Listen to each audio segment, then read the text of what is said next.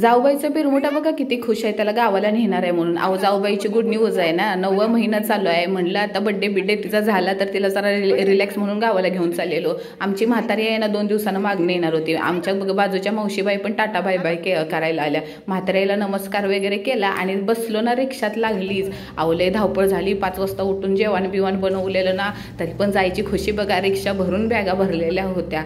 अहो जाता जाता आपल्या ठाण्याचा तलाव पाली बघा कसला दिसतोय सकाळ सकाळ. म्हणजे अहो पोरांची काय एनर्जी सांगू. लवकर चल ट्रेन सुटल हे सुटल.